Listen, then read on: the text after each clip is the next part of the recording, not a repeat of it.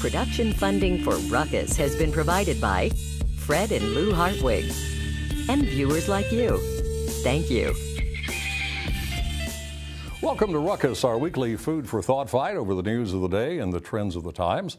I'm Mike Shannon. The Ruckettes join me shortly, and our topics tonight: the minimum wage and unintended consequences, the unexpected departure of a CEO, and the expected editorial support for a new downtown hotel, plus roast and toast. But we start with our interview segment and welcome the former two-term mayor of the unified government of KCK and Wyandotte County, Joe Reardon. Reardon joins us in his new role as president and CEO of the Area Transportation Authority, an agency designed to coordinate regional transportation systems. Critics say this has never happened very effectively, and that's why Mr. Reardon was hired, to make it happen. Mr. Mayor, welcome to Ruckus. Thank you very much, Mike. It's good to be back with you. My mayor for 8 years. That's right. I loved every minute of it. When I think about ATA, the first thing I think of are buses in Kansas City, Missouri, but it's much more than that. Correct. And, you know, I work for a great commission, 5 members from Kansas, 5 from Missouri, and they're on a mission, and their mission is to make the Kansas City Area Transportation Authority truly a regional transportation authority, which means connecting people all across the region in whatever mode of transportation will make that effective. And that includes buses and every other mode, from bikes to pedestrians, and we're on a mission to make that kind of connectivity work in a way that really hasn't before. When the story about your appointment came out, the Kansas City Star had this in the article: Reardon's job will be to expand and unify the region's fractured public transit system at a time when transit is seen as a key driver of economic development. Is that a fair description of what you've been hired to do? I think that's the mission. That's the charge I've been given by our commission. And by the way, in the conversation that I'm having throughout the region, I think there's a renewed interest in making this something that's interconnected in a way that moves people to opportunity and builds on economic development. And we're on that path. Started out before I got there with our commissioners working with Johnson County government. We're now managing the system in Johnson County, the Joe system as it's called, which was an amazing step forward. In just short order, about a month ago, we formed a similar relationship and partnership with the City of Independence to operate their local service. And we're looking for those partnerships across the region. And as we bring those things together, there are 2 things can happen. The system will become more interconnected and make better sense to users. But secondly, we think there's an efficiency here that can be realized in the way things are operated, and we're looking for those opportunities. Well, that's why you were hired, because of your experience doing this sort of thing, bringing people together, bringing communities together. I love it. I have a passion for the region. I think we have an amazingly great people that are working in local governments and throughout the region, and elected officials. And I want to make sure that we're having the kind of dialogue and looking for the kinds of opportunities. And transportation can really, it does already physically connect us, but it can connect us and from a strategic standpoint to let us all grow. Joe, why has there been such opposition over the years to regional cooperation in transportation and in other areas? You know, we're at KCATA, as we sit here today, we're not trying to reconstruct the past. There's all kinds of things that have gone on in the past, but there's a clear path to the future, and that path is a path of partnership and coordination to move people to opportunity in a way that has not been done in a very long time here. We know the system doesn't function well right now in interconnectivity. Only 18% of jobs in the Kansas City region are connected effectively by public transit today. So we're on a mission to make a difference here, and there's a lot of upside to doing that, a lot of hard work too. How many counties are involved in the ATA? Well, we've got service, you know, our principal service, even though our board's larger than this, our principal service today is in Jackson County, Wyandotte County, and Johnson County. We have membership that goes beyond that on our board, but that's where the principal service is today. But we're going to seek to look for those opportunities to expand service to Leavenworth County, for instance. You know, if they're going to be represented on the board, the effort is to get them involved in the transportation effort and to pay the taxes that help support the system. Absolutely. And you know, the entire agency was formed in the mid-1960s, and what's happened in our region is we've continued to grow. Right. So the opportunity to connect even farther out in more robust ways exists. And we're going to be doing some study in cooperation with Mid-America Regional Council to make sure we're connecting people to those jobs and opportunities where they exist today, not where they existed 15 or 20 years ago. ATA came into existence because of federal law or federal regulation? Federal law. So an act of Congress in 1965, both state legislatures passed companion legislation to form this truly bi-state regional entity. Really the only one that exists where it's a regional entity that has membership from both states that's been passed into law. So it's an exciting platform for us to work together that's been in existence for a long time, just really hasn't been fully realized. We got to wrap this up, but before we go, I must ask you about Wyandotte County in Kansas City, Kansas. You must be very proud of the achievements of that area. You were the second mayor, only been three so far. You must be very proud of the progress Wyandotte County and KCK have made. It was absolutely rewarding to work on behalf of the citizens for 8 years, and to see that continue, that progress to continue, I think is just absolutely phenomenal. And kudos to Mayor Holland and the governing body today. They're carrying on a charge, and there's a ton of momentum there, and I can't wait to see what's going to happen. And to you and your predecessor, Carol Marinovich. Yeah, and Carol did amazing work. Joe, thank you very much for coming by. Pleasure to see you again. Good luck on the job. Appreciate it. That's Joe Reardon, President and CEO of the ATA. Now let's meet the Rockettes and see if we can start a ruckus.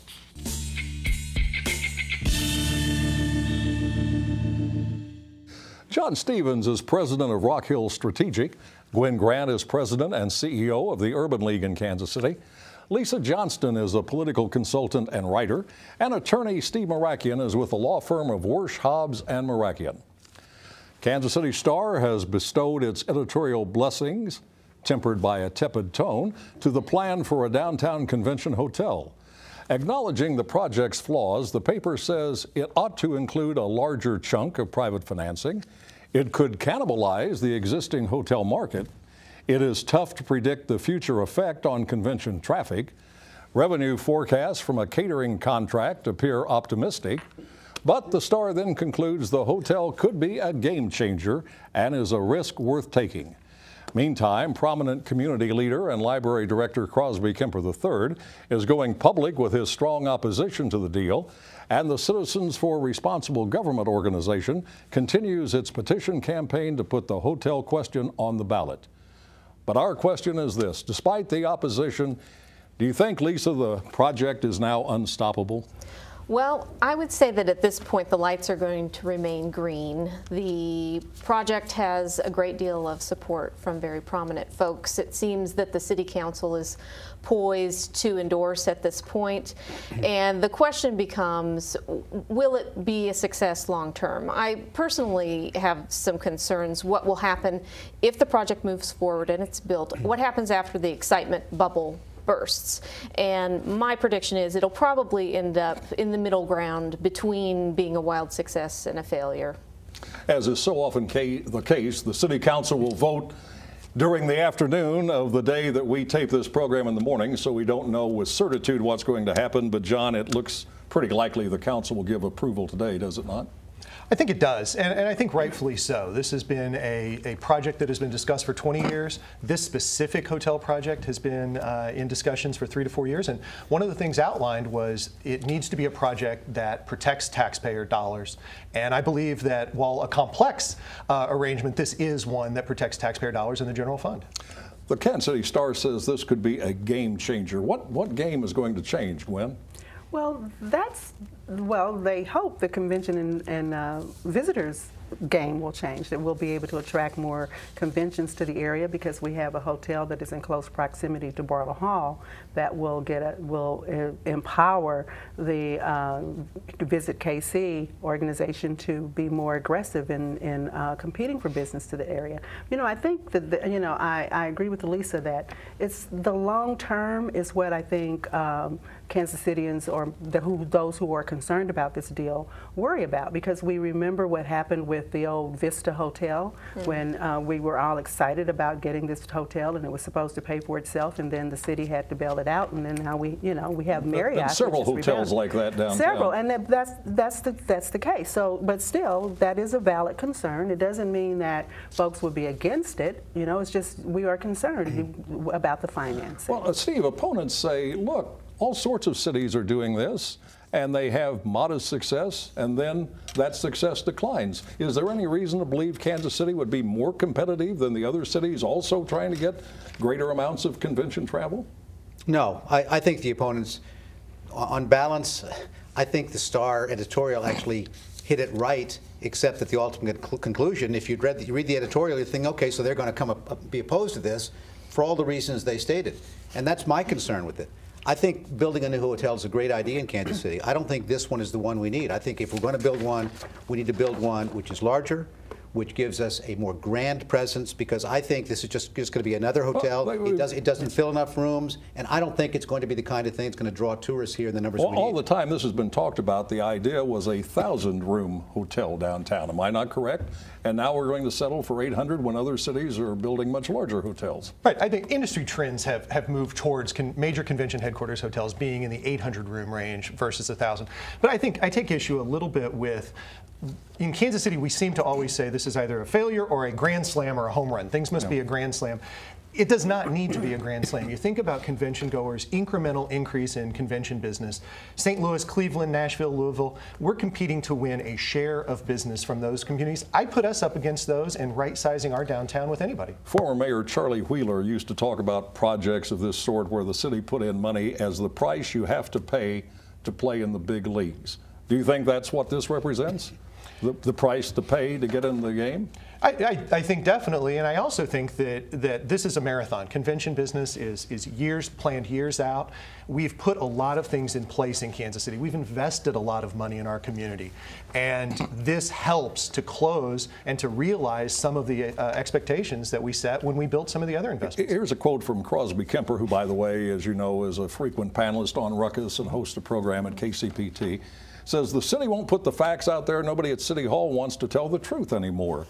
They have hired a consultant who said what they wanted to hear. What do you think about that, Gwen? Well, I think everybody has a right to their opinion, and I think, you know, I applaud Crosby for sticking to his guns and raising his issues and causing a debate around this. That's healthy.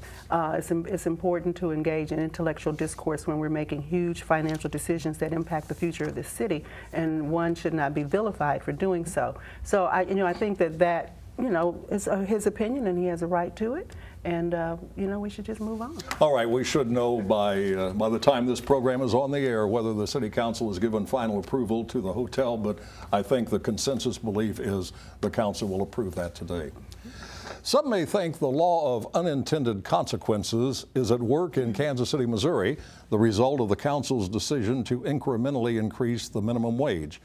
The first hike in the wage is next month, but the director of the department responsible for enforcement says his staff is not ready and won't be for 3 or 4 months.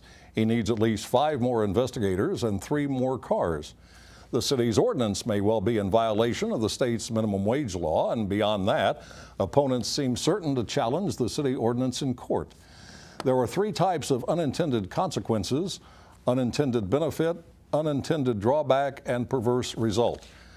So do we see any of these in the Council's well-intentioned efforts, Steve? Well, we see a little of all of them. I don't think there's much in the way of unintended benefit. I mean, the idea is hopefully to increase employment in some areas of the community where we don't have that, and that may or may not happen. Quite frankly, I don't think it will, and as I'll mention in just a minute. The unexpected drawback, these things aren't unexpected. We know that there's an impact on small business. There's an impact on hiring in certain areas of the community. Unfortunately, people get left out of these that we hope to hire, that we hope would get into the workforce. The perverse result, I think, really goes along with what I think is, quite frankly, it's oftentimes viewed as an unintended adverse consequence. And it is unintended, but it is clearly a predictable adverse consequence. And the problem is that when you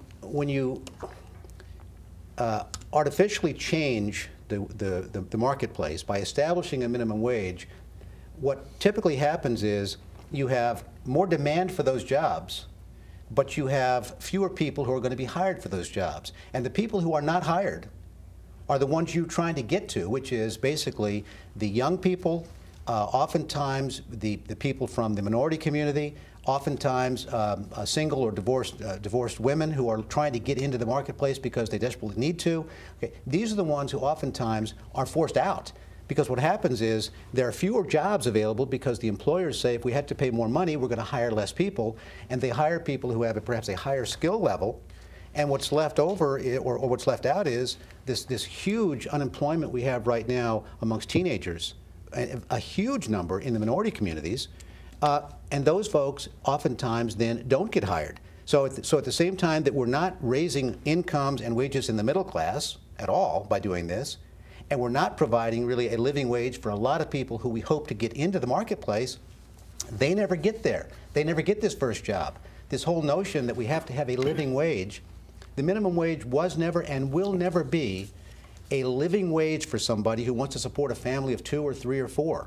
This is just not the intent. And if you're counting on making $12, $13 an hour, and that's going to support your family of 4, forget it. It's not happening.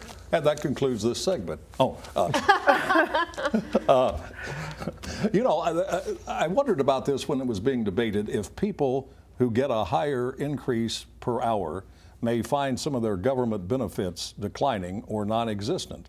And there was a report I heard from Seattle where the wage has gone to $15 an hour, I believe, that some employers are having employees asking for fewer hours because they're losing their government benefits. Do you find that not an unintended result?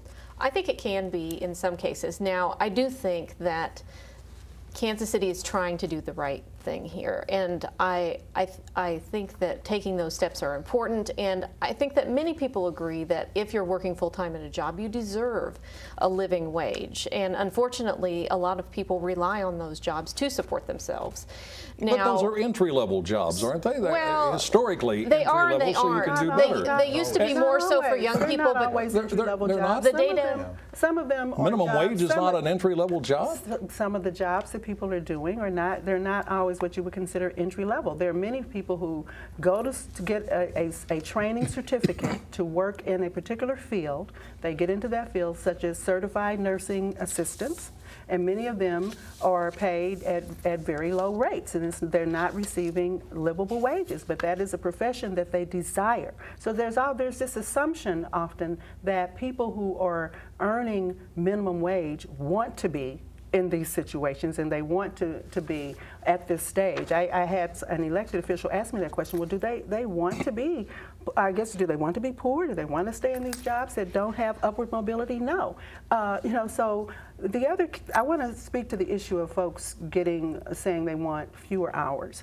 It's important to understand that because the system, the way the system has worked, that if you actually go out and earn a living, having a job that pays less than $15 an hour, then you have to rely in many cases on public assistance. If you had a job in the first place that paid so that you could take care of your have enough food for your family or daycare, those things, you wouldn't have to rely on public assistance. And that's a great point. And I think that we have mishandled the minimum wage in this country for a long time. There are always these fits and starts between when the increases are and then we let it go for way too long. And some people have suggested indexing it to inflation. And for those who think that that's a liberal idea, even Mitt Romney said that that was a good Well, he is a liberal. Is that not right, Steve?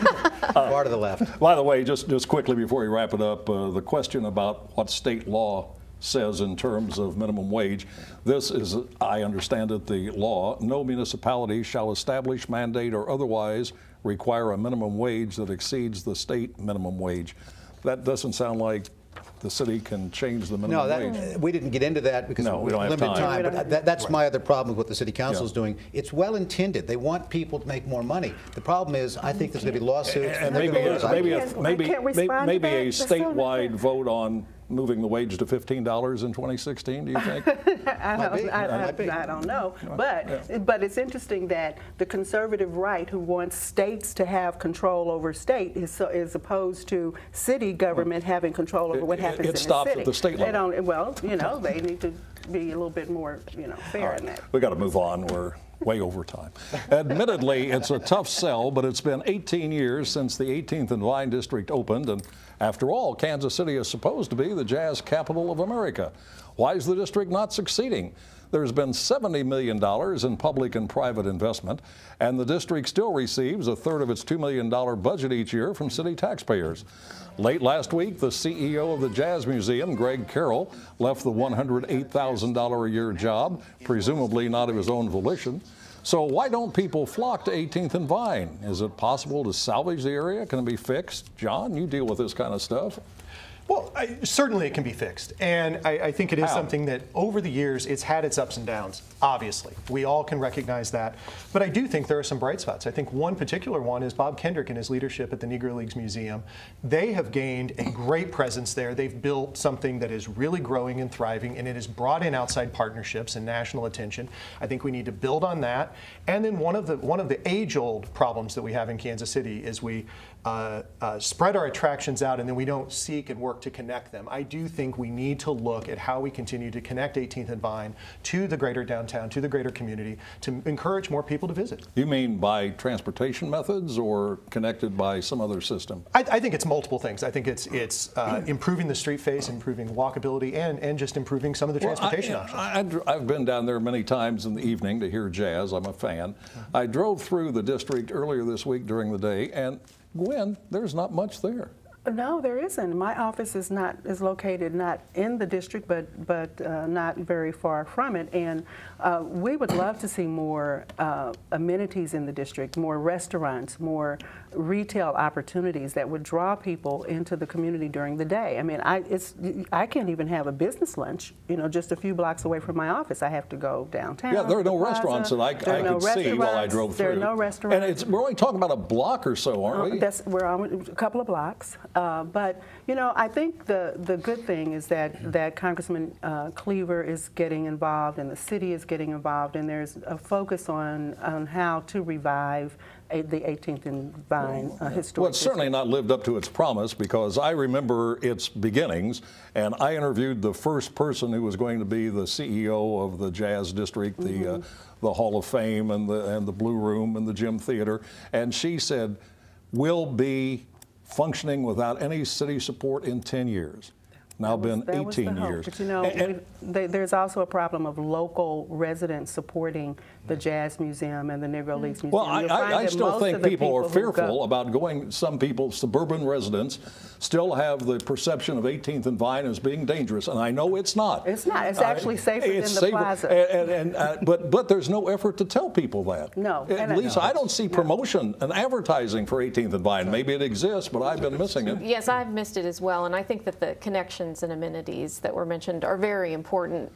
But I do think that there is a bit of a variable that hasn't been talked about that I've seen, which is that unfortunately jazz as a music form has lost some popularity over the last several years. I was looking at a 2014 Nielsen report that said that jazz is now tied for the bottom with classical music, with 1.4% of music consumed being jazz, and it's sort of been a decline over the last 5 years. So unless we have these connections and amenities that draw people in, it may be a rather niche market, and it's a fine facility, but it could be difficult for any director to really Well, then, should it just be closed? Should the city just stop supporting it? Absolutely not. No, I don't think so. But I do think the expectations as to financial support, or as to how it's going to support itself, need to be toned down, because quite frankly, for all the reasons that have been stated here, unless you have an area next to it, such as the plaza, where people are going and they're walking around, they can say, hey, let's go over here and hear some jazz. They're not going to go there as a separate trip just to go there, unless they're going specifically to see the Negro League Museum. Or a vehicle that took them there and would bring them back whenever they wanted to come back, but that's not going to happen. Time now for Roast and Toast, where the Ruckettes speak up and speak out about people and events in the news, and we start with Gwen. Oh, well, I'm going to toast Crosby Kemper for doing an outstanding job with the Kansas City Public Library system, especially for last week bringing in Joseph Califano to talk about his time serving in the Lyndon Baines Johnson administration. It was an excellent evening with an overflow crowd, and one of many things that Crosby and his team at the Kansas City Public Library do extremely well. Steve. My roast is for Planned Parenthood for its predictable, unfortunately, but hideous disregard for any semblance of human decency by dismembering babies and selling their body parts. This has nothing to do with women's health or with abortion rights. It has everything to do with greed and disrespect for human life. A society is judged by the way it cares for the least able to care for themselves. What does the collective shrug by our president and the national media, except for Fox News, say about the state of American society on this issue? John. My toast is for KCK Mayor Mark Holland for his acknowledgement that diversity is not something that should be explained away or apologized for, but rather a strength that is a community strength and something that we can build upon for economic and neighborhood futures in a global economy. All right, Lisa. I would like to roast Kansas Secretary of State Chris Kobach for his non-responsiveness to statistician Dr. Beth Clarkson, who has asked to examine paper voting records for electronic voting machines. Mr. Kobach, your mantra is stamping out voter fraud. Demonstrate some intellectual consistency, practice what you preach, and release the records for analysis. And finally, here is a toast to the very positive news that the Woodlands Horse and Dog Track may get back into business in Wyandotte County. Now, I know we've heard that on several occasions before and nothing has happened, but this time it appears that a new owner for the facility and perhaps a more cooperative legislature could combine to return the racetrack and slot machine operation. Let's get this done quickly with no horsing around and with dogged determination. And that is Ruckus for this week. My thanks to John Stevens, J-O-N, John Stevens, Gwen Grant, Lisa Johnston, and attorney Steve Marakian. Now, on behalf of the Ruckus crew, I'm Mike Shannon saying thanks very much for watching. We'll see you back here next Thursday evening at 7, and good night. Production funding for Ruckus has been provided by Fred and Lou Hartwig and viewers like you. Thank you.